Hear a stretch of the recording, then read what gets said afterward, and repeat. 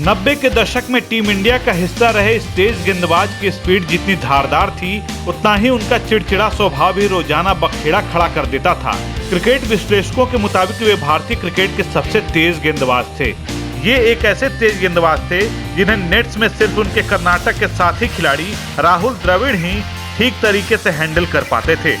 जी हाँ, हम जवागल श्रीनाथ की नहीं बल्कि उनके साथी खिलाड़ी रहे डेविड जॉनसन के बारे में जिक्र कर रहे हैं, जो अपनी तुनक मिजाजी की वजह से अपने करियर को मुकाम तक नहीं पहुंचा सके। तेज गेंदबाजी के साथ साथ दोनों तरफ गेंद को स्विंग कराने में माहिर डेविड जॉनसन को वश में कर पाना टेढ़ी खीर थी। साथी खिलाड़ियों की माने तो उनकी गेंद में काफी तेजी थी। कर्नाटक के विकेटकीपर बल्लेबाज अविनाश वैद्य के मुताबिक वे जवागल श्रीनाथ से भी तेज गेंद फेंकते थे। डेविड जॉनसन की गेंद पिच से स्किड कर जाती थी। उनकी तेज गेंदबाजी से बैट्समैन काफी घबराते थे। कहा जाता था कि जॉनसन जैसा गेंदबाज अगर बॉलिंग कर रहा हो तो बल्लेबाजों को या तो अपने आप को संभालना होगा या फिर विकेट गंवाना होगा।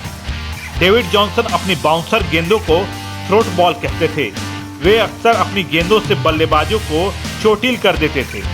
दक्षिण अफ्रीका और कर्नाटक के बीच खेले गए एक मैच में दिग्गज बल्लेबाज गैरी कर्स्टन को अपनी आग उगलती गेंद से चोटिल कर दिया था। कर्स्टन के सिर में गंभीर चोट लगी थी। डेविड जॉनसन अपनी तुनक मिजाजी की वजह से बदनाम थे। मिलनसार क्रिकेटर न होकर उनकी इमेज बैड बॉय की थी। बात बात पर गुस्सा हो जाना उनके स्वभाव में था।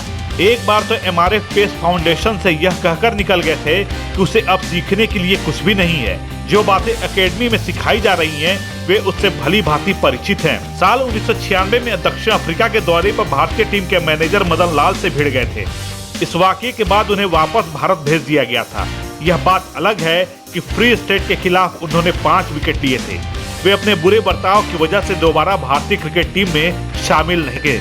1995-96 में रणजी ट्रॉफी के दौरान केरल के खिलाफ 152 रन देकर कुल 10 विकेट चटकाने के बाद राष्ट्रीय स्तर पर उनकी एक अलग पहचान बनी थी, जिसके बाद उन्हें ऑस्ट्रेलिया के खिलाफ दिल्ली टेस्ट मैच में प्लेइंग 11 में शामिल किया गया।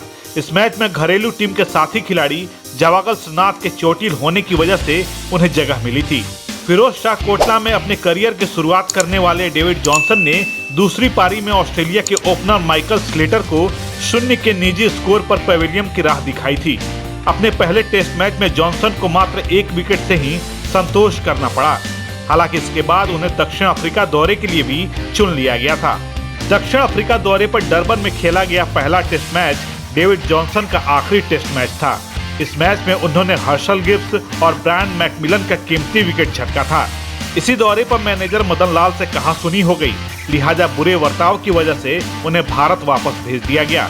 इसके बाद वे कभी भी टीम इंडिया का हिस्सा नहीं बन सके। डेविड जॉनसन ने अपने करियर में मात्र 2 टेस्ट मैच खेले हैं, जिनमें 143 रन देकर कुल 3 विकेट हासिल किए हैं। वहीं फर्स्ट क्लास में 39 मैचों में कुल 125 विकेट अपने नाम किए हैं। फिलहाल वे क्रिकेट एकेडमी चला रहे हैं।